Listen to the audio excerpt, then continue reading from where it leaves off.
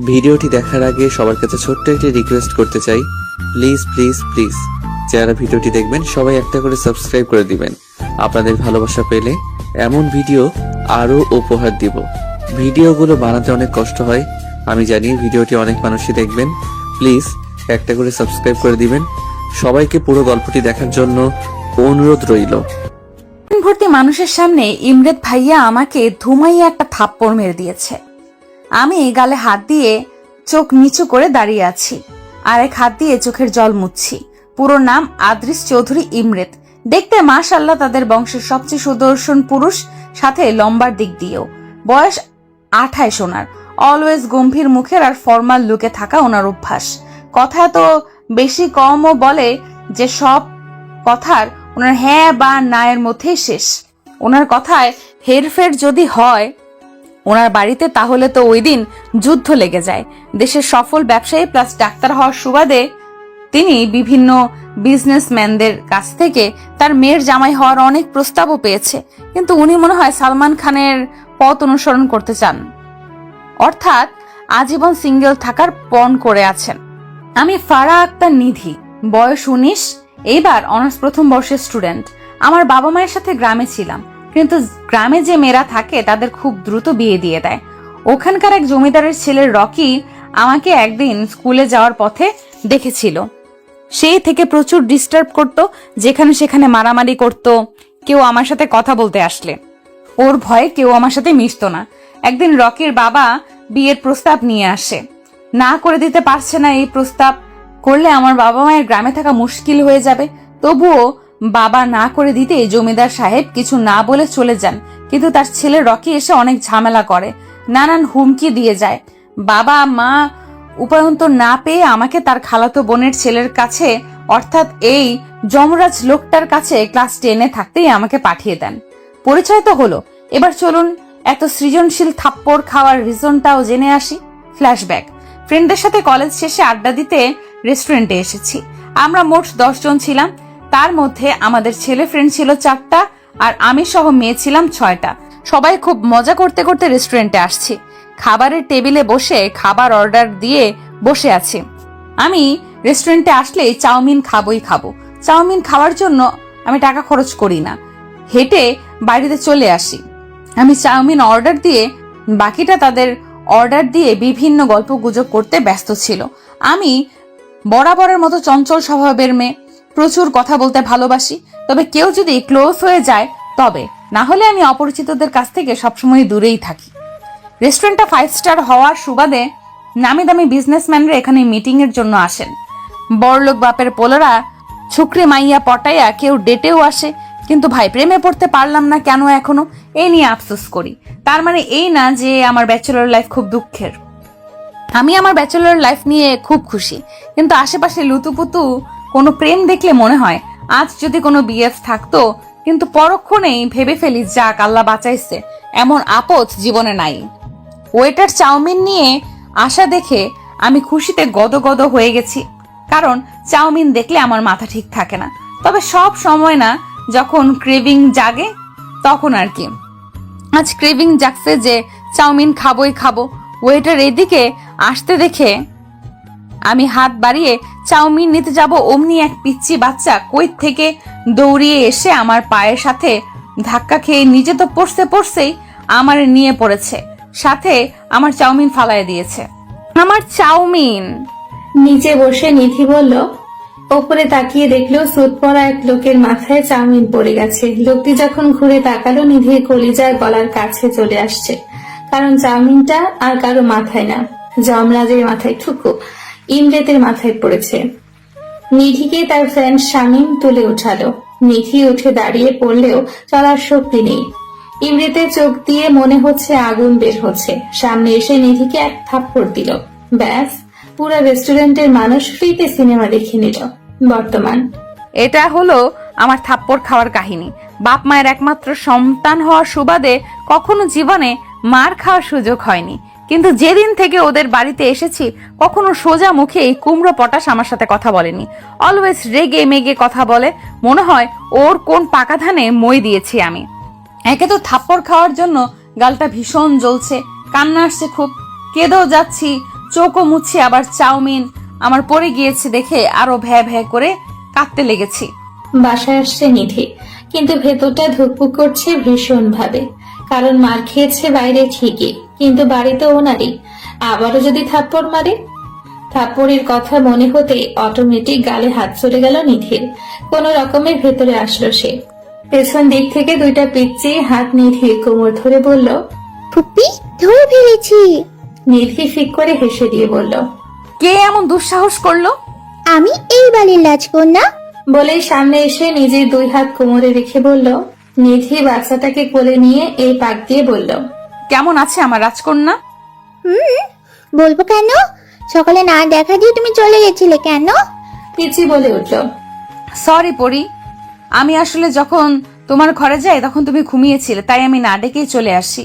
নিধি মাসুমের মতো মুখ করে বলল, আচ্ছা আচ্ছা থাক, আমাকে ইমোজির মতো ব্ল্যাকমেল করতে হবে না। পিচিটা বলল। ইমোজি আবার কি? নিধি অবাক হয়ে বলে উঠল, ও মা, তুমি ইমোজি চিনো না? মা যখন রাগ করে বাবা তখন এইভাবে ইমোজির মতো ব্ল্যাকমেল করে। পিচি বলল। এতক্ষণে নিধি বুঝতে পারলো ও কিসের কথা বলছে। মামুনি, ওটা ইমোজি না, ইমোশনাল ব্ল্যাকমেল হবে।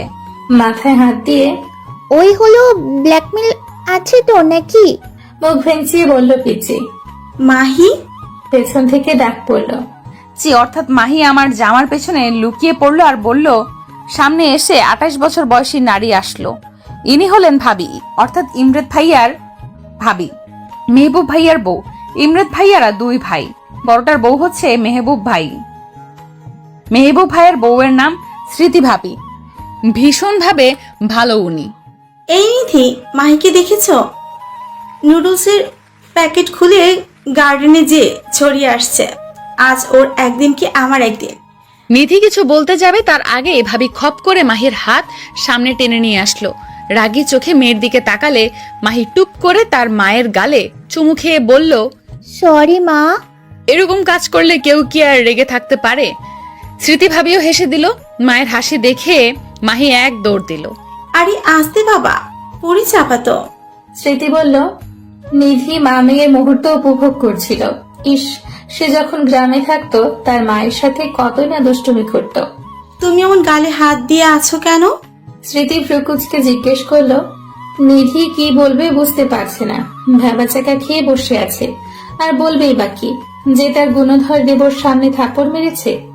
মানে আজ র‍্যাগ ছিল কলেজে, কাকে র‍্যাগ দিয়েছিল কে জানি, তার জন্য থাপ্পড় আমি খেয়েছি। নিধি নিয়ে বিনিয়ে বলে উঠল।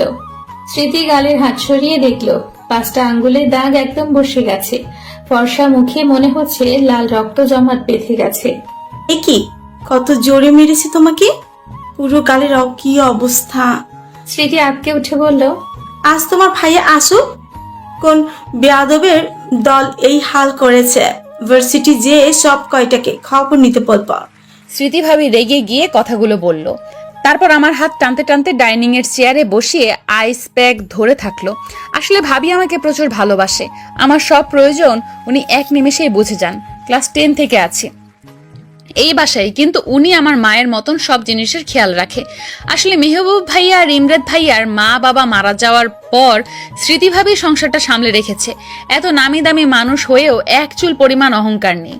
এমনকি স্মৃতি ভাবির ফ্যামিলিও অনেক হাই ক্লাস, কিন্তু তাদের পিতা মাতার মন একদম পানির মতো পরিষ্কার, কোনো ভেজাল নেই।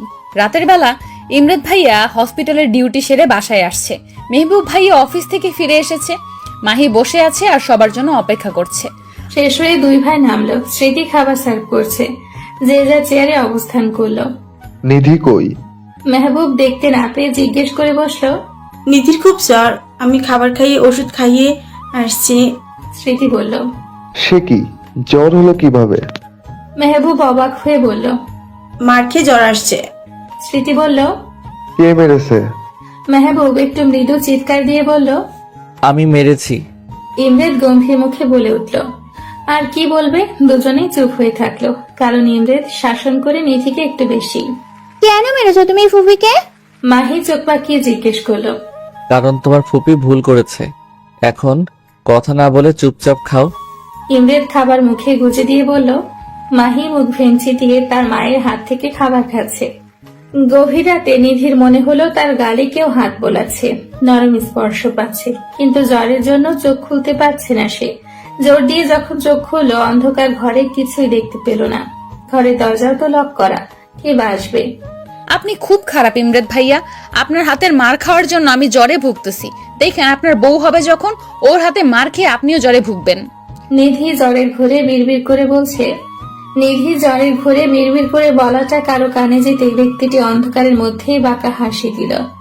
সকালবেলা নিধির ঘুম ভাঙলো বেলা 12টা। জ্বর কমলেও শরীরের দুর্বলতা এখনো যায়নি। মনে হচ্ছে কতই না চালের বস্তা তুলেছে যে শরীরটা ভার হয়ে আছে।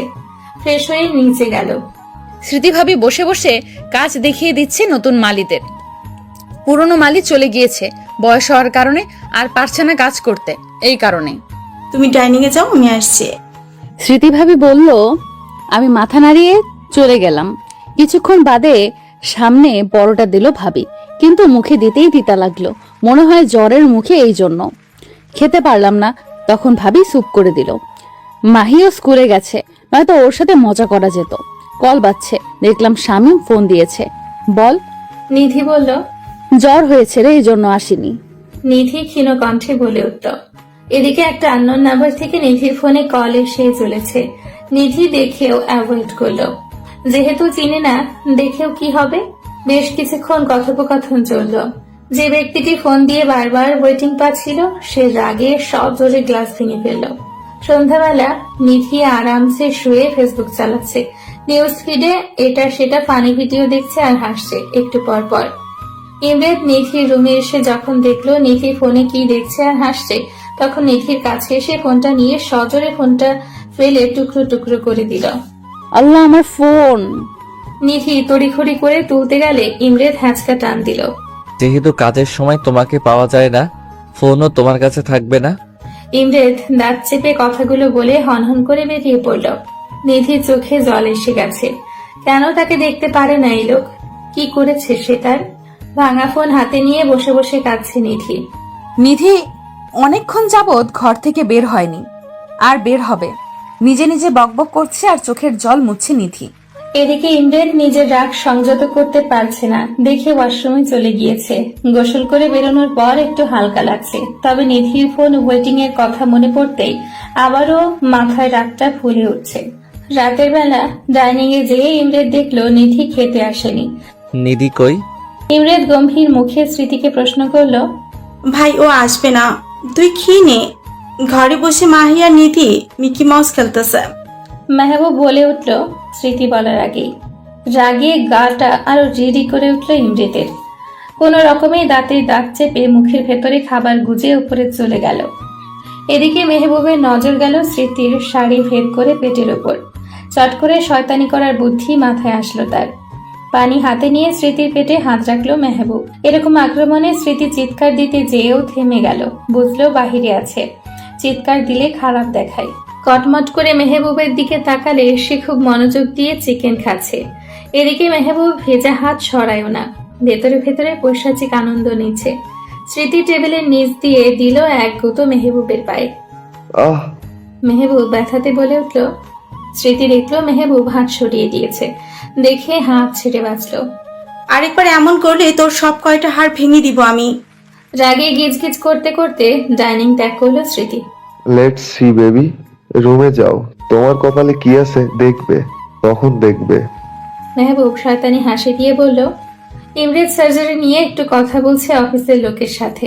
কাল সকালে একটা বড় অপারেশন করতে হবে তাকে। বড় অপারেশন সব ইমরেদ করে, এমার্জেন্সি ছাড়া যায় না সে হসপিটাল।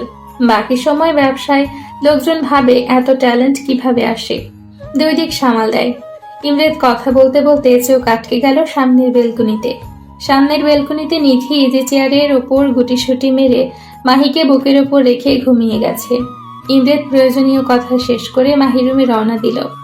মাহির রুমে গিয়ে ইমরেদ দেখলো মাহিকে বুকে চেপে নিধি ঘুমিয়ে আছে। আসলে কত নিষ্পাপ লাগছে দেখতে তাদের। মাহিকে কোলে নিয়ে ওর বেডে শুয়ে দিল, তারপর নিধির কাছে এসে কিছুক্ষণ তাকালো। এই মুখ দেখে আমি আমার বয়সটা ভুলে গেছি। আমি তোমার বাচ্চামো দেখে নিজের যে তোমার থেকে 10 বছরের বড় সেটাও ভুলে গেছি। কিন্তু কি করবো বলো, আমি যে তোমাকে প্রথম দেখাতে দুর্বল হয়ে গেছি। নিজের অনুভূতি প্রতিটাই শিরায় তোমাকে আবদ্ধ করে ফেলেছি এই 3 বছরে। হ্যাঁ, তোমাকে চাই, আমি খুব করে চাই, এত বেশি চাই যেন কখনো আমি তোমার বড় কিংবা তুমি আমার ছোট এই অনুভূতিটা বুঝতে না পারি। আমি তোমাকে ভালোবাসি অনেক বেশি, এত বেশি যে তোমাকে আমি ব্যতীত অন্য কখনো কেউ ভালোবাসা তো দূরেই থাক, পছন্দ করুক, আমি তা চাই না। আমি পারলে তোমাকে আমার বক্ষ পিঞ্জরে লুকিয়ে ফেলতে চাই। আজ যখন তোমার খোঁজ নেওয়ার জন্য ওয়েটিং দেখলাম, মনে হচ্ছে সামনে পেলে ঠাটিয়ে 2টা চড় মারি। দুনিয়ার সবার সঙ্গে তোমার যত কথা, আর আমি সামনে আসলে তোমার মুখ বন্ধ হয়ে যায়। আমার অনুভূতির তোমার চোখে পড়তে দেই না, আমি জানি, কিন্তু খুব শীঘ্রই তোমাকে আমার অনুভূতির সাথে পরিচয় করাবো। নিধিকে কোলে তুলে মাহির পাশে শুয়ে দিল। কথাগুলো নিধির শুনতে পেত, কিন্তু ঘুমের জন্য তার হুঁশই নেই। কেউ তাকে তার অজান্তেই এত বেশি কেউ চেয়ে ফেলেছে। নিধির কপালে চুল সরিয়ে মাথায় চুমু দিয়ে দুজনের গায়ে চাদর দিয়ে লাইট অফ করে ইমরেদ চলে গেল। স্মৃতি ঘুমাতে পারছে না। যখন সে বেডে ঘুমাচ্ছে, মেহবুব তার গায়ে পানির ছিটা মারছে। দেখলো কোনো উপায়ন্তর নাই, নিজের রুমে থেকে চাদর নিয়ে বারান্দায় চলে গেল। এমনিতে সময় পায় না ওকে আদর করার। যখন কাছে পাই, হয় মাহি আসে, না হয় অন্য কাজ। পরে না হয় আর এরকম করতে দিব না। ও ভুলে গেছে ওরে আমি কেমনে তুলে এনে বিয়ে করেছি। ধপাধপ পা ফেলে স্মৃতির কাছে, কোমরকে শক্ত করে ধরে কাছে ঘুরিয়ে দেওয়ালে ঠেসে ঠোঁটে ঠোঁট বসালো। বেশ কিছুক্ষণ ছোটাছুটি করে স্মৃতি পার পেল না যখন, তখন নিজেও তাল মেলালো। সে জানে মেহবুব বরাবরই জেদি, আর সেখানে স্মৃতিকে নিয়ে সবসময় সিরিয়াস। স্মৃতির গায়ের ঘ্রাণ মেহবুবের কাছে টনিকের মতো কাজ করে। স্মৃতিকে কোলে তুলে ভালোবাসার রাজ্যে ডুব দিল মেহবুব। সকালবেলা নিধি নিজেকে বেডে পেয়ে একটু অবাক হলো। সে তো ছিল মাহিকে নিয়ে বারান্দায়, এখানে কিভাবে এলো? মাহির দিকে তাকিয়ে দেখে সে এখনো ঘুমে কাদা। 4 বছরের মাহি, তার মা বাবার মতো গায়ের রং পেয়েছে, দেখতেও পুতুল। মাহির কপালে চুমু দিয়ে নিজের রুমে গেল ফ্রেশ হতে। ইমরেদ তাড়াতাড়ি নাস্তা সেরে সার্জারির জন্য বেরিয়ে পড়েছে সকাল সকাল। মেহবুব এখনো স্মৃতিকে জড়িয়ে ধরে ঘুমিয়ে আছে। কিছুক্ষণ আগে মেহবুবকে ঠেলে উঠতে যেয়ে স্মৃতি এক দফা কামড় খেয়ে শুয়ে আছে। আরেকবার যদি এরকম করো, গতকাল রাতে যেমন রেস্ট দিই নাই, আর সারাদিনও তাই হবে। এই বলে মেহবুব স্মৃতির বুকে মুখ গুজে ঘুম। স্মৃতি মনে মনে গালি দিলেও মেহবুবের দিকে তাকিয়ে একটা প্রশান্তির হাসি দিল সে। সকালে নিধি উঠে সবার জন্য নাস্তা বানালো। ভাবলো সবাইকে চমক দিয়ে দিবে যে সেও পারে।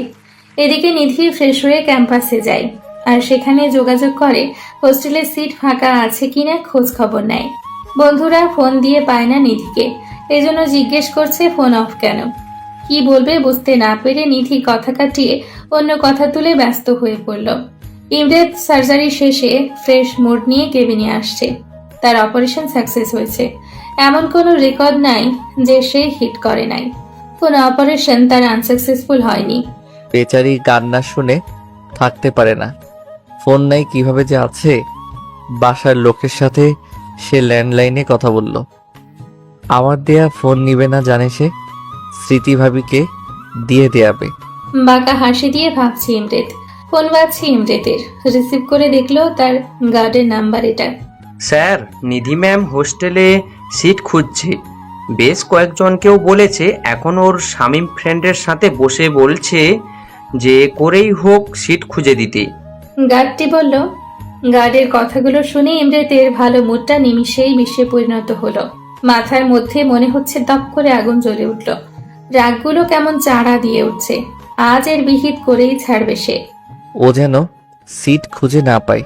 আর শামীম ছেলেটারে একটা ধোলাই দাও, যেন হসপিটালে 1 মাস খরচ নিয়ে নিও, অফিসে এসে গট ইট। রাগে দাঁতে দাঁত চেপে বলল ইমরেদ। ফোন কেটে মাথার চুলগুলোকে অনবরত টানছে ইমরেদ। মেজাজে সপ্তমী তার। সিট খুঁজে বের করাচ্ছি তোমার আমি। অ্যাপ্রন খুলে গাড়ির চাবি নিয়ে বেরিয়ে পড়ল। কলেজে নিধি কলেজের সামনে রিক্সার জন্য ওয়েট করছে, কিন্তু এই ভর দুপুর এসে রিক্সা পাচ্ছে না। এমনিতেও হস্টেলের সিট খোঁজার চক্করে অনেক লেট হয়ে গেছে। নিধির সামনে একটা গাড়ি এসে থামলো। নিধি দেখে অ্যাভয়েড করলো, কিছুটা দূরে সরে এসে আবারও রিক্সা খোঁজার জন্য ব্যস্ত হয়ে পড়ল। গাড়ির ভেতরের মানুষটা বেরিয়ে এসে নিধির হাত এত শক্ত করে ধরল, টেনে হিচড়ে নিয়ে যাচ্ছে। গাড়ির ভেতরের মানুষটা আর কেউ নয়, ইমরেদ। ফর্সা মুখ রোদে একদম চকচক করছে, কিন্তু মুখ লাল হয়ে গেছে রাগে। আরে ইমরেদ ভাইয়া ছাড়েন, কই নিয়ে যান ভাইয়া? আমি যাব না। আজব লোক, আপনি শুনতে পান না? নিধি বলেই যাচ্ছে আর হাত মোচড়াচ্ছে। ইমরেদ নিধির মুখে ভাই ডাক শুনলে খেপে যায়, কিন্তু কিছু বলেনি এতদিন। আজ এমনিতেও মেজাজ গরম, ভাইয়া ডাক শুনে আরো চেতে গেছে সে। গাড়ির দরজা খুলে নিধিকে ধাক্কা দিয়ে বসালো। নিধি হাতে ব্যথা পেয়েও ভয়ে কিছু বলছে না, কারণ ইমরেদের এই রূপ কখনো সে দেখেনি। ইমরেদ নিজেও গাড়িতে বসে পড়ে, নিধির দিকে ঝুঁকে সিট বেল্ট লাগালো। প্লিজ ভাইয়া, গাড়ি চালাবেন না, আমি বাড়ি যাব। নিধি এক প্রকার ভয়ে বলেই দিল। নিয়ে যাওয়াচ্ছি বাড়ি। দাঁতে দাঁত চেপে বলল ইমরেদ। স্মৃতি মাত্র গোসল সেরে বের হলো। কাল রাত থেকে মেয়ের দেখা পায়নি সে। তাড়াহুড়ো করে বের হয়ে খুঁজছে মাহিকে। মাহিকে পেল স্মৃতি গার্ডেনে, মাটি খেলা অবস্থায়। পুরো জামাতে মাটি ভরিয়ে দিয়েছে। ওকে কোলে তুলে নিয়ে গেল গোসল করানোর জন্য। এদিকে মেহবুব স্মৃতিকে খুঁজেই যাচ্ছে, কিন্তু ডাক দিয়েও পায় না। স্মৃতি মাহিকে গোসল করে নিয়ে আসছে কোলে করে। মা মেয়ের খুনসুটি দেখতে মেহবুবের অনেক ভালো লাগছে। চুপ করে স্মৃতির কোমর জড়িয়ে ধরল পেছন থেকে। স্মৃতি একটু কেঁপে উঠায় বলল, মাথাটা গেছে নাকি বাচ্চার সামনে? তো মেহবুব ভ্রুকুচকে দুজনকে আবারও জাপটে ধরল। গাড়ি চলছে অজানা রাস্তায়। ধুকপুক করছে নিধির মন। কিছু বলতে গেলেই ইমরেদ চোখ পাকিয়ে তার দিকে তাকাচ্ছে। এমন লোক দেখে ভয়ে তার জান এতটুকু হয়ে গেছে। ভাইয়া, একটু ঢোক গিলে নিধি ডাকলো ইমরেদকে। ইমরেদ গাড়ি থামালো, জোরে ব্রেক কষে। রক্তিম চোখ নিয়ে তাকালো নিধির দিকে। নিধি ইমরেদের এই চোখগুলো দেখে একটা শুকনো ঢোক গেল। কেন যে হাতে ধরে নিজের কপালের নিচে ফাটাতে যায় সে? মনে মনে ভাবছে নিধি। ইমরেদ ঝুঁকে আসে নিধির দিকে। এমন কাছে আসা ইমরেদের নিধি কেমন যেন একটু ভড়কে যায়। তবে ইমরেদের শরীর থেকে খুব সুন্দর একটা ঘ্রাণ আসছে বলে মনে হচ্ছে। নিধির আজ মনে হচ্ছে খেয়ে ফেলি ঘ্রাণ সহ মানুষটাকে। ছি ছি, কি সব ভাবছি আমি? মনে মনে নিজেকে উগান্ডা বলে গালি দিলাম। চোখ তুলে তাকাতে যাবে, দেখি ইমরেদের চোখগুলো কেমন খোলা আর লাল হয়ে আছে। ঠোঁট দুটো শুষ্ক হয়ে আছে, চুলগুলো এলোমেলো, আর সামনের কপালে কিছু চুল তার। কেমন লাগছে যেন, ঠিক ভয়ঙ্করই লাগছে তার কাছে এখন মানুষটাকে বর্তমানে। ভাই, নিধি ভাইয়া ডাক্তার সম্পূর্ণ বলার আগে ইমরেদ তার দুই হাত দিয়ে নিধির মুখটার সামনে এনে নিজের ঠোঁটের সাথে ঠোঁট মিলিয়ে দিল। এমন অ্যাটাক করায় নিধি হজম করতে না পেরে চোখগুলো ডিমের মতো বড় বড় করে দিয়েছে। ইমরেতের এক হাত আমার কোমরে চলে গিয়েছে, আরেক হাত আমার চুলটা শক্ত করে ধরে আছে। আমার মনে হচ্ছে হাওয়াতে ভাসছি আমি। শরীরটা প্যারালাইজড লাগছে আমার কাছে, নিয়ন্ত্রণ নাই আমার শরীরের আমার কাছে। এরকম কেন লাগছে? এরকম ইমরেদ ভাইয়া করলো কেন? উনি তো আমার দেখতেই পারে না, তাহলে এরকম করে চুমু খাচ্ছে কেন? বিভিন্ন প্রশ্ন আমার মনে ঘুরপাক খাচ্ছে। ওর অপর পাশে আমার ঠোঁটের উপর নিজের ঠোঁট বিলীন করে যাচ্ছে। মনে হচ্ছে এই দিনটার জন্য সে অপেক্ষায় ছিল। অনেকক্ষণ হয়ে যাচ্ছে, কিন্তু ইমরেদের সরে আসার নাম নেই। আমার মনে হচ্ছে ঠোঁট মনে হয় আর নাই। একটু সরে আসতে চাইলে ইমরেদ আমার উপর উঠে পড়ে গাড়ির সিটের সাথে চেপে ধরে, নিজের মতো করে চুমু খেয়ে যাচ্ছে। বেশ কিছুক্ষণ পর ইমরেদের ঠোঁটের যুগলবন্দি থেকে নিধি মুক্তি পেল। নিধি আগে ঠোঁটে হাত দিচ্ছে, তার ঠোঁট আছে নাকি গায়েব হয়ে গেছে। হাত দিয়ে দেখলো আছে, কিন্তু জ্বলছে খুব। ইমরেদ গাড়ির সিটে হেলান দিল, মাথা উপরের দিকে তুলে চোখ বন্ধ করে জোরে জোরে নিঃশ্বাস ফেলছে। নিধিও তাই।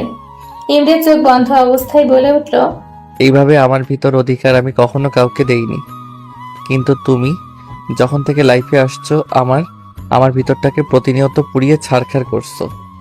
এর উত্তর আছে তোমার কাছে? নিধি এই কথা শুনে ভ্যাবলার মতো তাকিয়ে আছে ইমরেদের দিকে। কথাগুলো তার মাথার উপর দিয়ে যাচ্ছে। ইমরেদ আবারও বলা শুরু করলো, আমি তো চাইনি তোমাকে ভালোবাসতে। কেন বাধ্য করলে আমার বাসায় এসে আমাকে তোমার মাতাল করা প্রেমে ফেলতে?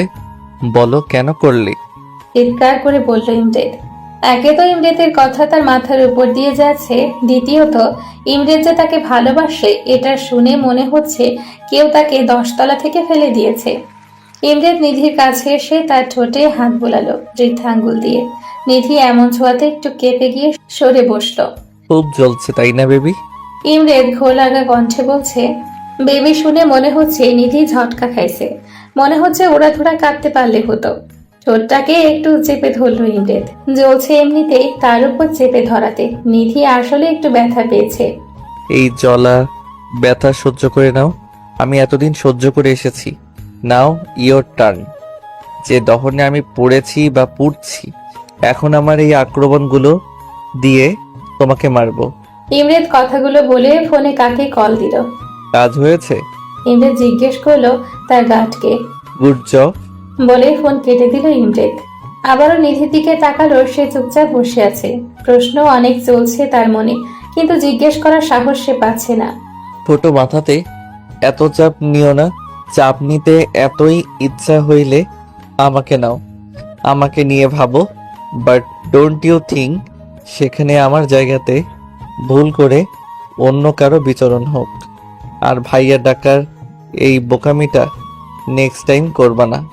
আদারওয়াইজ এর থেকে রেজাল্ট খারাপ করে দিব তোমার। আর জাস্ট কেবল তো শুরু।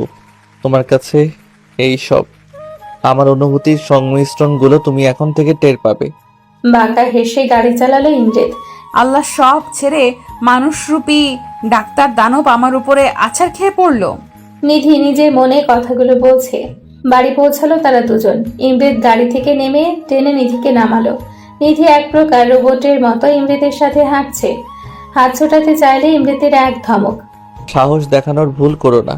মাহি দেখছে তার ছোট চাচু কিভাবে তার নিধি ফুপিকে ওপর নিয়ে যাচ্ছে। সে তখন লিভিং রুমে রং পেন্সিল দিয়ে কাগজ কলমে কি আঁকছিল। নিধি রুমে এসে নিধিকে সামনে দাঁড় করালো। আয়নার সামনে ইমরেদ। এই যে এখানে তোমার অবস্থান, আর এখানেই থাকতে হবে তোমাকে। কানে গেছে? না গেলে ঢুকিয়ে নাও। হোস্টেলের সিট খোঁজা কিংবা অন্য জায়গাতে শিফট হওয়ার কথা মাথা থেকে বের করে ফেলো। আর মাইন্ড ইট, আমার কথার খেলাপি করলে আমার নেক্সট অপারেশনের শিকার তুমি হবে। You know that I am best in this. আর সব সো কল ছেলে বন্ধুদের সাথে মিশা বন্ধ। আর কারো পাশে যদি বসতে দেখি অবস্থা খারাপ করতে 0 সেকেন্ড ভাববো না আমি। ইমরেদ কথাগুলো বলার শেষে নিধির বাম হাতে একটা কামড় দিয়ে চলে গেল। নিধি হাত চেপে ধরে বলল, আস্ত একটা সার্জার ডাক্তার রাক্ষস। ইমরেদ দরজা থেকে হালকা মুখ বের করে বলল, অনলি ফর ইউ বেবি। নিধি মুখে হাত দিল। সাথে সাথে ইমরেদ চোখ টিপ দিয়ে চলে গেল। নিধি গোসল সেরে অনেকক্ষণ আগে থেকে ঘরে বসে আছে, দরজা লক করে। তার সাহস যাচ্ছে না বাহিরে যাওয়ার। নিধি চুলে গামছা পেঁচিয়ে বসে আছে। ভালো লাগছে না কিছু তার। ফোনটাও নেই যে অনলাইনে কিছু দেখবে সে। ইমরেদ গোসল সেরে নিচে গেল, কিন্তু সবাই নিচে থাকলেও নিধি নিচে নামে নাই। দেখে একটু ভ্রু কুঁচকালো। মামনি, তুমি একটু উপরে যাও, গিয়ে তোমার নিধি ফুপিকে ডেকে নিয়ে আসো তো। ইমরেদ বলল মাহিকে ডেকে নিয়ে। আমি কেন যাব? তুমি যাও, ফাইট হয়েছে তোমাদের। মাহি এক নাগাড়ে প্রশ্ন করলো। ইমরেদ বিড়বিড় করে বলল। মাহি ইমরেদকে ঝাঁকিয়ে জিজ্ঞেস করলো, বলো না। কিছু না রে মা। আচ্ছা তুমি যেও না, আমি যাই। ইমরেদ বলল। না, ফুপি না করেছে রুমে যেন কেউ না আসে। মুখ বাঁকিয়ে মাহি বলল। কেন? ইমরেদ ফ্রুকুচকে জিজ্ঞেস করলো। ফুপির মাথা ব্যথা, ঘুমাবে। মাহি বলল। ইমরেদ জানে নিধি কেন নিচে নামছে না। বেশি কিছু বলল না, জাস্ট তার ভাই ভাবিকে ডেকে জানালো তার কিছু কথা আছে জরুরি ভাবে। মেহবুব, স্মৃতি আর ইমরেদ ডিনার সেরে লিভিং রুমে যেয়ে বসলো কফির মগ নিয়ে। বল তোর জরুরি কথা। মেহবুব বলল। ভাইয়া নিধি হোস্টেলের সিট খুঁজতে বেরিয়েছিল। ইমরেদ পায়ের ওপর পা তুলে কফির মগে চুমুক দিয়ে বলল। সে কি কেন? স্মৃতি একটু জোরে বলল। আস্তে। মেহবুব বলে উঠল। স্মৃতি দমে গেলেও চোখের ইশারায় নানান প্রশ্ন ঘুরপাক খাচ্ছে ইমরেদের সামনে। আমি ওর ফোন ভেঙে দিয়েছি এই জন্য, আর এর আগের দিন থাপ্পড় মেরেছিলাম ওই জন্য। ইমরেদ আরামসে কথাগুলো বলল। রিজন? মেহবুব রুকুজকে বলল। মেহবুব আর স্মৃতি জানি ইমরেদ নিধিকে দেখার পর থেকে ভালোবাসে, কিন্তু কখনো প্রকাশ করেনি। নিধির উপর জোর খাটানো, তাকে বকা দেওয়া সবকিছুই তারা বুঝতো, কিন্তু ইমরেদ বিষয়টা এড়িয়ে চলেছে বরাবরই। ভাইয়া ও ভুল করেছে, এক হোস্টেল খোঁজে, আর সেটা ছেলে ফ্রেন্ডের হাত দিয়ে। আর সেদিন আমার মাথায় চাউমিন ফেলেছে, ওর ওই ছেলে ফ্রেন্ডটাকে তুলেছে। আবার সেদিন আমি ফোন দিয়ে ওয়েটিং পেয়েছি, পরে জেনেছি ওর ছেলে ফ্রেন্ড কল দিয়েছিল। আর আমি যে কল দিয়েছি ওর চোখে পড়ে নাই আমি ছাড়া অন্য কোনো ছেলের সাথে কথা বলতে পারবে না, এই জন্য ফোন ভেঙে দিয়েছি। রাগে চোখ মুখ শক্ত করে বলল ইমরেদ। সে তো ঠিক আছে, কিন্তু তুই কি ওকে বলেছিস তোর মনের কথা? মেহবুব জিজ্ঞেস করলো। ইয়া, বলেছি। ইমরেদ ভাবলেশীন হয়ে উত্তর দিল। অ্যাকসেপ্ট করেছে নাকি না? মেহবুব বলল। করে নাই, আসলে শখে আছে এক প্রকার। আর অ্যাকসেপ্ট করলে তো ভালো, আর না করলেও তাকে এইখানেই আমারে বিয়ে করে তাকে সংসার করতে হবে। ইমরেদ একটু বাঁকা ভাবে উত্তর দিল। দুই ভাই এক। স্মৃতি বিড়বিড় করে বলল। মেহবুব ঠিকই শুনতে পেয়েছে স্মৃতির কথা। স্মৃতির দিকে তাকাতে এসে ভেঙচি দিল। মেহবুব বাঁকা হাসি দিল, ইশারায় বোঝালো। ভাবি, এইটা ফোন ওর জন্য নিয়েছি, তুমি দিয়ে দিও, আমি দিলে কাহিনী করবে। স্মৃতির হাতে ইমরেদ ফোন দিয়ে উপরে চলে গেল নিধির রুমে। মেহবুব স্মৃতিকে কোলে তুলে নিজের ঘরের পথে রওনা দিল। আরে আবার করে তুলে নিয়েছো তুমি, বাড়িতে দেখে নিলে কে কি ভাববে? স্মৃতি এভাবে নানান কথা বলছিল। মেহবুব নিজের ঠোঁট দিয়ে স্মৃতির মুখ বন্ধ করে দিল। ইমরেদ নিধির রুমে যেয়ে দেখে সে বারান্দাতে দাঁড়িয়ে আকাশের দিকে তাকিয়ে স্থির দৃষ্টিতে। তার মানে সে এখনো ঘুমায়নি। ইমরেদ পেছন থেকে নিধিকে ধরলে নিধি ভয় পেয়ে এক লাফে ইমরেদের থেকে 2 হাত সরে গেল। ইমরেদ ভ্রু উঁচিয়ে জিজ্ঞেস করলো। Anything wrong? নিধি মুখ ঘুরিয়ে নিল। আপাতত এখান থেকে কেটে পড়তে পারলেই ভালো হবে, এই মানুষটার সাথে কথা বলতে ভালো লাগে না। কাম। ইমরেদ হাত দিয়ে কাছে ডাকছে নিধিকে। নিধি মুখ উঁচিয়ে ভেঙচি দিল যে সে যাবে না। ইমরেদ কটমট করে তাকালেও নিধি নজর স্থির তার নিজের পায়ের দিকে। ইমরেদ কাছে যেয়ে নিধির কোমর চেপে উপরে তুলল। নিধি হকচকিয়ে তাল সামলানোর জন্য ইমরেদের টি শার্টের গলা ধরে আছে। এই কথা তো একেবারে কানে যায় না তোমার, তাই না? ইমরেদ রেগে জিজ্ঞেস করলো। আপনি যখন তখন এইভাবে কাছে আসেন কেন? একটু নামান আমাকে। নিধি বলল। আমি সবসময় নিজের মর্জি চলি, এটা হয়তো তুমি এতদিনে বুঝে গেছো। ইমরেদ ফ্রুকুচকে জিজ্ঞেস করলো।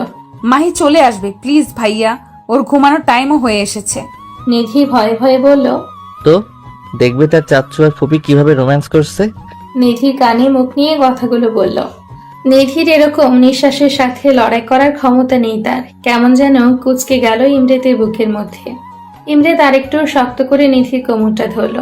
নিচে আসো নাই কেন? তুই জানো না আমি তোমার জন্য অপেক্ষা করব। ইমরেদ একটু ঘোর লাগা কণ্ঠে কথাগুলো বলছে। আপনি ছিলেন যে এই জন্য যাইনি।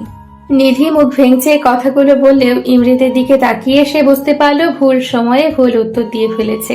সাথে সাথে মুখে হাত দিল। ইমরেদ নিধির মুখ থেকে তার হাতটা সরালো, ঠোঁটে হালকা স্পর্শ দিল। নিধির মনে হচ্ছে কেউ গলাটা চেপে ধরে আছে। ভালোবাসি খুব বেশি তোমায়। ইমরেদ ঘোর লাগানো কণ্ঠে অস্ফুট স্বরে বলে উঠল। ফুপি, মাহি চিৎকারে দুজন দুদিকে ছিটকে পড়ল। নিধি বুকে ফু দিচ্ছে নিজে, আর ইমরেদ নিধির ধাক্কা খাওয়াতে একটু রেগে কিছু বলতে যাবে, তার আগে আবারও আওয়াজ। কই তুমি ফুপি?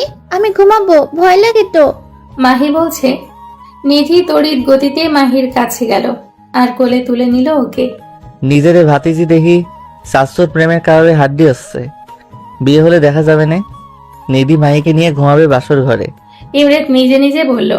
ইমরেদ যাওয়ার সময় নিধিকে শাসিয়ে গেল। সে আরেকবার হাতের কাছে পড়লে খবর আছে। সকালবেলা সবাই ডানিয়ে নাস্তা খাচ্ছিল, এমন সময় উপস্থিত হলো নিধির বাবা মা। নিধি ওর বাবা মাকে দেখে জড়িয়ে ধরল তাদের। অনেকদিন পর দেখে মনে হচ্ছে কেঁদে দিয়েছে। ঈদে যেতে পারেনি ওই জমিদারের ছেলের জন্য। কেমন আছিস? নিধির মা জিজ্ঞেস করলো। ভালো, তোমাদের দেখে অনেক ভালো হয়ে গেছি। নিধি ওর মাকে বলল। এইভাবে নানান কথা হচ্ছিল। ইমরেদ নিধির এমন খুশি মুখ দেখতে চেয়েছিল, কিন্তু বুকের কোণে কোথাও যেন মনে হচ্ছে ব্যথা হচ্ছে। তার চিন্তা নিধির বাবা মা এসেছে, এখন যদি নিধিকে নিয়ে চলে যায় সে তো থাকতে পারবে না নিধিকে ছাড়া। নিঃশ্বাসটা আটকে আসছে গলার কাছে ইমরেদের। নিধির বাবা মা এখানে এসেছে কারণ নিধির বাবার সরকারি কাজ আটকে পড়ে আছে, সেটা দেখতে এসেছে। মা আমি বাড়ি যাব তোমাদের সাথে। নিধি ওর মাকে বলল। ইমরেদ কটমট করে তাকালে নিধি ওর মায়ের পিছে একটু মুখ লুকালো। স্মৃতি ইশারায় ইমরেদকে শান্ত হতে বলে। কেন, আমার বোনের কি এখানে ভালো লাগছে না? মেহবুব জিজ্ঞেস করলো নিধিকে। নিধি মুচকি হাসলো। ইমরেদ ওপরে গেল। কিছুক্ষণ পর নিধিকে ডাকলো। আমার কফি কই নিধি? ইমরেদ বলল। সকালে প্রতিদিন ইমরেদের কফি দেওয়া নিধির কাজ। আসলে নিধি আসার পর এখানে নিধি ইমরেতেকে কফি দেয় আন্টি। স্মৃতি এমনিতে রাগ সম্পর্কে অবগত। সে কেন ডাকছে নিধিকে এখন ভালো মতো বুঝেছে। এখন নিধি না উঠলে যে তাণ্ডব করবে সে সেটা বুঝতে পেরেছে, তাই কথাগুলো বলল। যা দিয়ে আয় কফি, ইমরেত বাবা চাইছে। নিধির বাবা উত্তর দিল। নিধি দেখলো উপায়ন্তর নেই, তখন ভয়ে ভয়ে কফি বানিয়ে ইমরেতের ঘরে রওনা দিল। নিজের বুকে ফু দিল যেন যমরাজ তার জমগিরি না তুলে। স্মৃতি, মেহবুব, রফিক এবং রুবা সবাই নিচে কথা বলছে। নিধির বাবা মায়ের নাম। মাহি বসে আছে নিধির মায়ের কোলে। আসলে আঙ্কেল, আপনার সাথে একটু জরুরি কথা ছিল। মেহবুব বলে উঠল। লিভিং রুমে মেহবুব, স্মৃতি আর নিধির বাবা মা বসে আছেন। মাহি বাহিরে তার নানির সাথে খেলছে। হ্যাঁ বাবা বলো। নিধির বাবা চায়ের কাপ টেবিলে রেখে বলল। নিধির বিয়ে শাদীর কথা কি কিছু ভাবছেন? মেহবুব জিজ্ঞেস করলো। আসলে বাবা বিয়ে তো অনেক আসছে, কিন্তু জমিদারের ছেলের জন্য সবগুলো ভেঙে যাচ্ছে। যে প্রস্তাব দিচ্ছে সে পরিবারকে মারার হুমকি সে দিয়ে আসছে। নিধির বাবা একটু চিন্তিত স্বরে বলল। না জানি আমার মেয়েটার কপালে কি আছে। নিধির মা হতাশ সুরে বলল। নিধির বিয়ে আমি আমার ভাই ইমরেতের সাথে দিতে চাই। মেহবুবের সোজা সাপটা উত্তর। নিধির বাবা মা প্রস্তাবটা শুনে ভরকে গেল। তাদের মতো সামর্থ্য নেই যে বড় ঘরে মেয়ে দিবে। চৌধুরী পরিবার এই শহরের সবচেয়ে ধনী পরিবার, সেটা লোকমুখে শোনা যায়। এই প্রস্তাবে তারা যে অপ্রস্তুত হয়েছে স্মৃতি সেটা বুঝতে পেরেছে। আঙ্কেল, আমাদের ইমরেত খুব ভালো। সে নিধিকে সেই 4 বছর থেকে ভালোবাসে। সে এখানে আসার পর ইমরেতের মধ্যে আমরা যতটা চেঞ্জ দেখতে পাই তা কখনো দেখিনি। আপনি ভাববেন না আমরা জোর করছি। ইমরেত নিধিকে নিয়ে কতটা দুর্বল আমরা দেখতেই পাই সেটা। আর নিধিকে প্রচন্ড ভালোবাসে। নিধিকে ছাড়া অন্য কাউকে এখন পর্যন্ত বিয়ে করতেও চায় না। বিয়ে নামক শব্দ শুনলে রেগে যায় সে। নিধিকে আমরা আমাদের বাড়ির ছোট পুত্রবধূ হিসেবে চাই আঙ্কেল। স্মৃতি নিধির মায়ের হাত ধরে কথাগুলো বলল। নিধির বাবা মায়ের মনে হচ্ছে আকাশে চাঁদ হাতে পেল, সেই সাথে সৎ পাত্র নিজের মেয়ের জন্য পেল। বুক থেকে অনেক বড় একটা পাথর যেন মনে হলো সরে গেল তাদের। নিধির বাবা মাও কথা পাকা করে দিল যে ইমরেতের সাথে নিধির বিয়ে দিবে। মেহবুব স্মৃতির দিকে চোখ টিপ দিল। স্মৃতি বেচারি লজ্জা পেয়ে মিষ্টি আনতে গেল।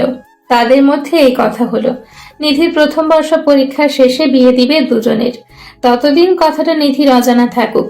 অহেতুক চাপ নিয়ে পরীক্ষা খারাপ করুক তার দরকার নেই। ইমরেতের রুমে নিধি কফি নিয়ে গেছে।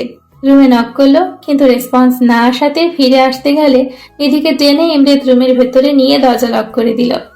এভাবে হ্যাঁচকা টান পড়াতে নিধির হাত থেকে কফির মগ পড়ে ভেঙে গেছে। আরে দিলেন তো মগটা ভেঙে।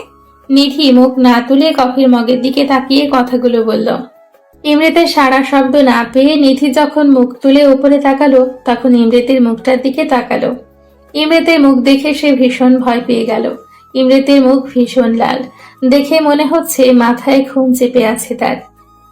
ইমরেতকে এভাবে দেখে নিধির ভয় হাত পা ঠান্ডা হয়ে আসছে, সরতে পারছে না। সাহস কি করে হয় তোমার বাড়ি যাওয়ার নাম নেয়ার? আমি যে না করেছিলাম তুই শুনতে পাওনি? আমি যে তোমাকে ছাড়া কিছু ভাবতে পারি না, থাকতে পারি না, এটা কি বোঝো না তুমি? ইমরেত চিৎকার করে বলছে। দেখুন। নিধি তোতলাতে তোতলাতে বলল। কি দেখবো বলো, বলো কি দেখবো? আরো জোরে চিৎকার করে বলছে ইমরেত। ভাগ্যিস বড়লোক ইমরেতের রুমে দরজা সাউন্ড প্রুফ। আমি কি আমার বাবা মায়ের বাড়ি যেতে পারি না? ভয়ে ভয়ে বলল নিধি। না পারো না তুমি। তুমি বিহীন আমার শ্বাসটা যে আটকে আসে, এটা কি বোঝো না তুমি?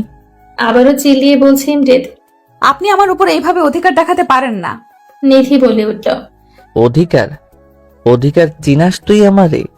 আরে ইডিয়েট, তোর উপরে তোর অধিকার নাই কোনো। তোর উপরে এই ইমরেত চৌধুরীর অধিকার শুধু। নিধির কোমর শক্ত করে চেপে ধরে। নিধি ভয়ে আর কোনো কথাই বলতে পারছে না। এই ইমরেত নামক প্রাণীটাকে সে অসম্ভব ভয় পায়। কেন এইভাবে পুরাচ্ছ আমায়? যখন পুরাচ্ছ তুমি, এর মলমও তুমি হবে।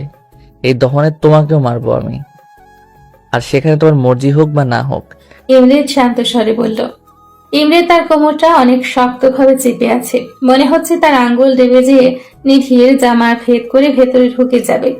ভাই, আমার পুরো কথা শেষ হওয়ার আগে ইমরেত আমার ঠোঁটে নিজের ঠোঁট বসিয়ে দিল। নিধি ঝট করে চোখ বন্ধ করে নিল। ইমরেত অনেক রুডলি কিস করছে। আমার ঠোঁটের চামড়া মনে হচ্ছে উঠে গেছে। কান্না আসছে না কেন আমার? কেন বুকটা ধকধক করছে আমার এমন চুমুতে? কেন সরাতে পারছি না? অপরদিকে ইমরেত কোন নেশায় জড়ালো সে। কেন এই নিধি নামক নেশাতে মেতে উঠেছে, ছোটাতে চাইছে না, আরো তীব্রভাবে তার সাথে নিজেকে গ্রাস করে ফেলছে। হ্যাঁ, আমার নিধিকে চাই, যেইভাবে হোক চাই। সে না চাইলেও তাকে আমার চাই।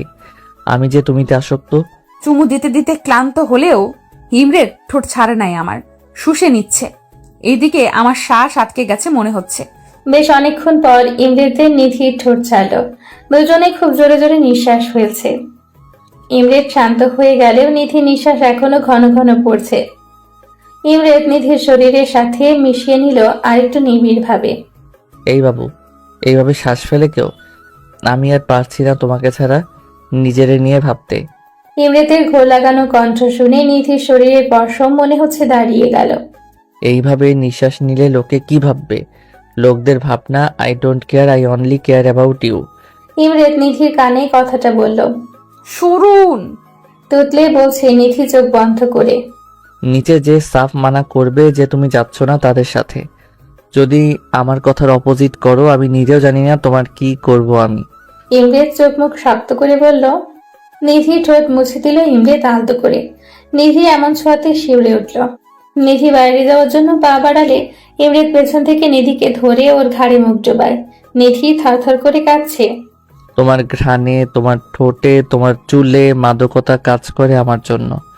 আর এই মাদকতাতে আমি তীব্রভাবে আসক্ত। ছুটবে না কখনো, আর না আমি ছুটাতে চাই। নিধির ঘাড়ে মুখ রেখে বলল ইমরেত। নিধি যখন নিচে নামে তখন দেখে ইমরেত খুব আয়েশ করে যমরাজ লুকে সবার সাথে খোশ গল্প শুনতে বিজি। আস্ত দানব, ঠোঁটটা কত ব্যথা করছে এখনো। নিধি অসহায়ের সাথে বিড়বিড় করলো। স্মৃতি নিধির ঠোঁটের দিকে নজর গেলে দেখে নিধির ঠোঁট অনেক ফোলা। ইমরেতের দিকে তাকিয়ে বুঝলো এই কিছু একটা করেছে। দুই ভাই একই, মানুষজন বোঝে না। মেহবুব মাহিকে কোল থেকে নামিয়ে স্মৃতির উদাম পেটে হাত দেয় সবার আড়ালে। স্মৃতি শিউরে উঠেও নিজেকে সামলে নিল। মেহবুবের দিকে রেগে তাকালেও মেহবুবের কোনো ভাবান্তর নেই, মনে হচ্ছে সে কিছুই করেনি। স্মৃতি হালকা করে হাত উঠিয়ে সবার মনোযোগের আড়ালে মেহবুবের পেটে দিল কোনো দিয়ে ধাক্কা। মেহবুব আউচ বলতে যেও মুখে রেখে দিল ব্যথাটা, কারণ সামনে সবাই আছে। নিধি তার মায়ের পাশে গুটিসুটি মেরে বসে আছে। ইমরেত তার সামনে চেয়ারে পায়ের উপর পা তুলে কফি খাচ্ছে আর নিধির দিকে মগ্ন হয়ে আছে। নিধি আর চোখে তাকালেও বুঝতে দিচ্ছে না ইমরেতকে, কিন্তু ইমরেত নিধির আর চোখে দেখাটাকে বুঝতে পেরে বাঁকা হাসি দেয়।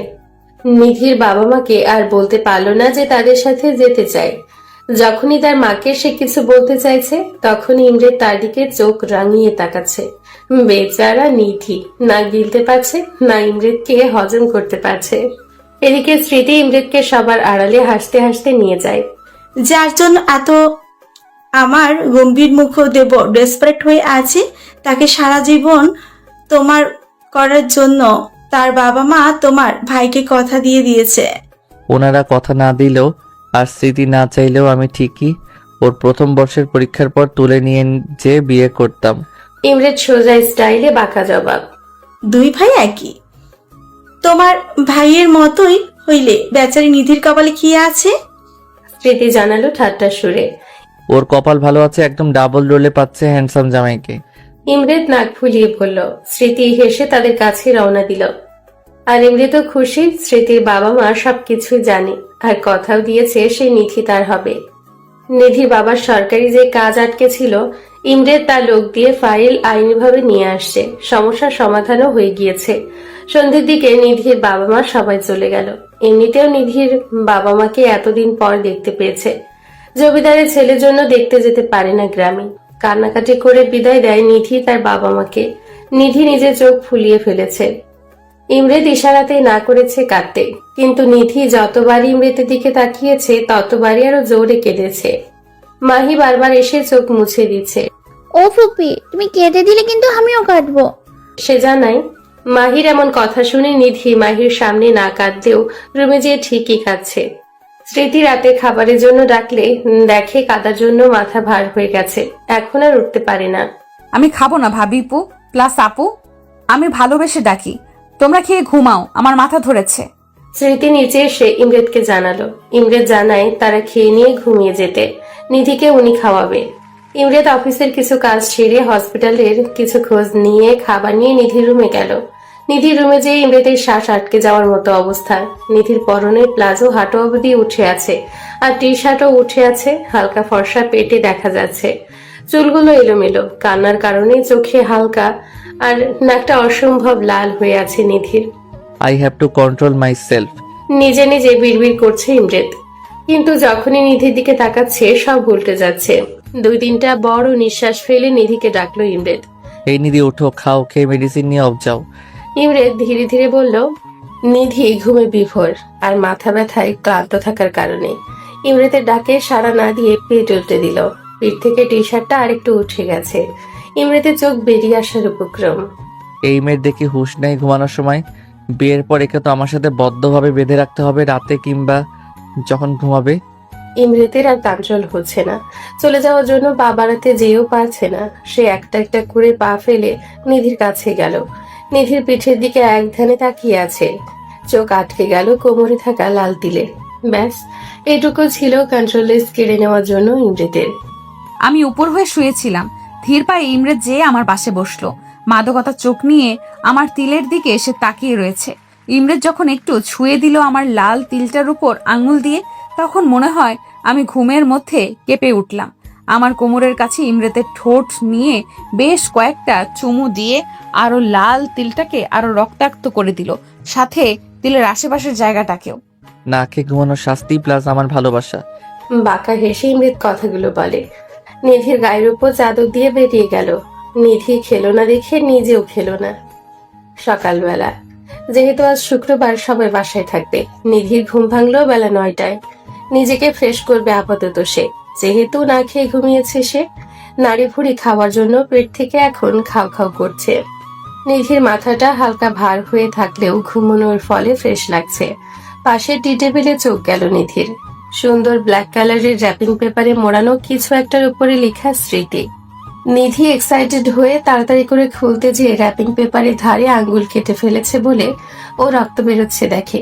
সেদিকে মাথা ব্যথা নেই, মুখে নিয়ে আঙ্গুলটাকে চুষে নিয়ে পুরো কভারটা খুলে দেখলো আইফোন 11 ম্যাক্স। নিধির মুখটা এত বড় হয়ে গেছে। খুশিতে নেচে দিল ফোন পেয়ে। কিছুক্ষণ নেচে দিল নিধি। ফোন বেডে রেখে নিধি গেল ফ্রেশ হতে। এতক্ষণ নিধি রুমে সিসিটিভি ফুটেজ দিয়ে দেখছিল ইমরেত তার ল্যাপটপের দ্বারা। নিধির এরকম বাচ্চামি দেখে সে 4 বছর আগে ঘায়েল হয়ে তার প্রেমে পড়েছিল। মুচকি হাসিতে ইমরেতকে দারুণ লাগে। যদি নিধি দেখতো। নিধি ওয়াশরুমে যেয়ে দেখলো জামা চেঞ্জ করার সময় কোমরের জায়গাতে তিলের অংশটুকু কেমন কালশিটে ভাবে লাল হয়েছে। মনে হচ্ছে কেউ ওই জায়গাটা ইচ্ছে মতো খুঁচাইছে। কিন্তু নাড়াচাড়া করে যখন হদিশ পেল না নিধি, তখন পাত্তা না দিয়ে ফ্রেশ হয়ে নিচে গেল সে। নিধি নিচে যেয়ে দেখলো স্মৃতি কিচেনে আজ রান্না করছে। আজকে তাহলে ভাইয়া কিছু আবদার করেছে, এই জন্য ভাবিবু সকাল সকাল আসছে। Thank you. স্মৃতিকে পেছন থেকে ধরে নিধি বলল। আচমকা ধরাতে স্মৃতি ভয় পেলেও নিধির বাচ্চামো দেখে হেসে দিল। তা কিসের জন্য থ্যাংক ইউ শুনি? স্মৃতি জিজ্ঞেস করলো। এই যে ফোন। নিধি হাতে থাকা ফোন দেখালো। নিধি বলল। স্মৃতি বুঝলো ইমরেত দিয়েছে তার নাম করে। গতকালই তো জানালো সে যে নিধিকে ফোন দিবে। তুমি কিভাবে জানলে ভাবিপু যে আমার ফোন ভেঙে গিয়েছে? নিধি ঠোঁট উল্টে জিজ্ঞেস করলো। আমাকে তুই ম্যাজিশিয়ান ডাকিস না, আমি আমার ম্যাজিক দিয়ে জেনে ফেলছি। স্মৃতি বলল। নিধিও ফিক করে হেসে স্মৃতিকে ধরল। নিধি স্মৃতিকে হেল্প করলো কিচেনে। ডাইনিং এ খাবার সাজালো, সবাই খেতে আসছে নিচে। ইমরেত নিধির দিকে তাকালো। যেমন নিধিকে প্রফুল্ল দেখাচ্ছে, মনে হয় কাল কেঁদেছেও। সবাই যখন খেতে বসলো, নিধি আর চোখে ইমরেতের দিকে তাকিয়ে ফোনটা লুকিয়ে ফেললো। না জানি এই যমরাজ এই ফোনটাও খেয়ে দেয়। ইমরেত খেয়াল করলেও মনে মনে হাসলো সে। নিধি মাহিকে কোলে নিয়ে নাস্তা খেতে বসলো লিভিং রুমে। খাওয়া শেষে সবাই লিভিং রুমে আড্ডা দিচ্ছে। নিধি মাহির সাথে খেলতে ব্যস্ত। ইমরেত নিধিকে দেখতে ব্যস্ত। আর মেহবুব স্মৃতিকে জ্বালাতে ব্যস্ত। এমন সময় এক ফ্যামিলি তাদের লিভিং রুমের এরিয়াতে উপস্থিত হয়। গার্ড এসে জানালো যখন ইমরেদকে, তখন সে পারমিশন করে আসার জন্য। ধনী পরিবার থেকে এসেছে তা বুঝলো তাদের গেটআপ দেখে। নিধি উঠে চলে গেল মাহিকে নিয়ে। সবাই নিজেদের মতো কুশলাদি করলো। ইমরেদ বসে নিজের ফোন গোতাচ্ছে। আসলে যে জন্য আমরা এসেছি সেটা বলি এখন। ভদ্রলোক জানালো। জি অবশ্যই বলুন। মেহবুব বলল, আসলে যে মেয়েটি এখান থেকে উঠে গেল তাকে আমার ছেলে কলেজে রাস্তা পার হওয়ার সময় দেখেছে। ইনফ্যাক্ট বিয়ে করার জন্য এক প্রকার অস্থির হয়ে গেছে। তাই ও মেয়ের জন্য আমার ছেলের বিয়ের প্রস্তাব এনেছি। আমার ছেলে আসতে চেয়েছিল কিন্তু ওর জরুরি বাইরে যাওয়া লাগবে, এজন্য আসতে পারেনি। ভদ্রলোক জানালো। নিধিকে মেন করতে ইমরে তখনই চোখ তুলে তাকিয়েছিল। যখন পুরো কথা শুনলো তখন রেগে আগুন হয়ে গেছে, চোখটাও লাল হয়ে গেছে। মেহবুব আর স্মৃতি একে অপরের মুখ চাওয়াচাবি করছে আর ইমরেতের দিকে তাকাচ্ছে। Living room.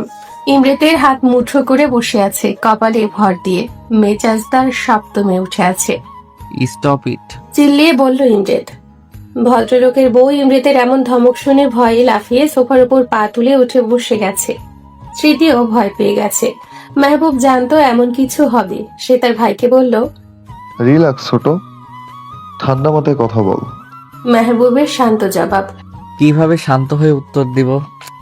ওনারা কাকে নিয়ে কথা বলছেন? কার জন্য প্রস্তাব এনেছেন?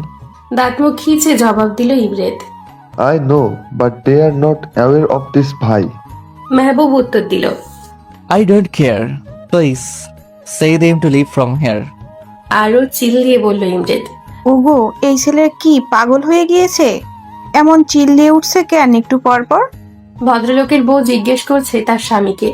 আহা চুপ করো তো। ভদ্রলোক বিরক্তিকর সুরে বলল। স্মৃতি এসেও ইমরেতকে সান্ত্বনা দিচ্ছে যে চুপ করতে। এই আপনারা এখনো বসে আছেন? উঠেন যান এখান থেকে। ইমরেত চিল্লিয়ে বলছে। এমন চিল্লাপাল্লা শুনে মাহিকে ঘরে বসিয়ে আসলো কার্টুনের চ্যানেল দিয়ে, আর নিজে নেমে আসলো নিচে। নিধিকে নিচে দেখে ইমরেত মনে হচ্ছে আরো ক্ষেপে গেছে। তুমি নিচে নামছো কি জন্য? পা বেশি বড় হয়ে গেছে? সৌন্দর্য দেখাও সবাই রে। ইমরেত নিধির কাছে এসে জোরে জোরে কথাগুলো বলল। আরে এই লোক পাগল হয়ে গেল নাকি? আমি আবার কি করলাম? মনে মনে ভাবছে নিধি। নিধি তুই উপরে যা বল। স্মৃতি এসে বলল। কি হয়েছে বলবা তো? এমন করছো কেন সবাই তোমরা? নিধি অবাক হয়ে বলল। তোমার সবকিছু এত জানার শখ কেন? যেতে বলছে যেতে পারছো না? নাকি নিজে যে সুন্দরী এটা নেচে গিয়ে সবাইকে দেখাতে হবে? একটা কথা কারো শুনো না, যত বড় হচ্ছে তত বেশি বুদ্ধি হাঁটুর কাছে যাচ্ছে। এত বেয়াদব কেন? তুমি কলেজে কি পড়তে যাও নাকি ছেলেদের নিজের রূপ দেখাতে যাও যে বাসায় প্রস্তাব আসে তোমার জন্য? ইমরেত চিল্লিয়ে বলছে। আচ্ছা, পাগলের ফ্যামিলিতে ছেলে আমার মেয়ে পছন্দ করলো? ভদ্রমহিলা বিরক্তির সুরে বলল। You shut your mouth. আমার বাসায় আমার বউয়ের জন্য প্রস্তাব আনেন? আপনার সাহস তো কম না? বেরোন এখান থেকে, আউট। ইমরেত তাদের দিকে ঘুরে জোরে চিল্লিয়ে বলল। ভদ্রলোক তার বউকে নিয়ে সুরসুর করে বেরিয়ে গেল। আর তুমি ছেলেদের সাথে এত মেলামেশা কেন? নিজে যে মেয়ে সেটা কি ভুলে যাও? কতবার না করেছি মিশতে, বলো কতবার? আসলে আমারই ভুল হয়েছে, এমন অল্প বয়স্ক মেয়েকে আমি ভালোবেসেছি। মাথায় একটু বুদ্ধি নেই, ঢ্যাং ঢ্যাং করে নিচে নেমে চলে এসেছে। আরে ভাই, সামান্য তো নিজের বুদ্ধি কাজে লাগাও। ইমরেত নিধির বাহু ধরে কথাগুলো বলছে। নিধি চোখ দিয়ে গলগল করে পানি পড়ছে। এতগুলো কথা সে প্রথম শুনলো ইমরেতের থেকে। হ্যাঁ, সে জানে ইমরেত তাকে দেখতে পারে না, কিন্তু তার মনে তাকে নিয়ে এত তিক্ততা। ছেলে বন্ধু কই তার? যে দুইটার সাথে কথা বলে তাদের অলরেডি গফ আছে, দুজনকে ভাই হিসেবে দেখে। যারা বিয়ের প্রস্তাব নিয়ে এসেছে তো এখানে তার কি দোষ? মানছে সে একটু কম বুদ্ধির মেয়ে, তাই বলে এত কথা শোনাবে তাকে? কয়েকদিন আগে সে না প্রেম নিবেদন করলো? তাকে নিয়ে সেও কিছু কিছু ভাবতে শুরু করেছিল। সব কি মোহ ছিল? নিধি মনে হচ্ছে আর দাঁড়িয়ে থাকতে পারছে না। ইমরেত কুল ডাউন, অনেক বলে ফেলেছ।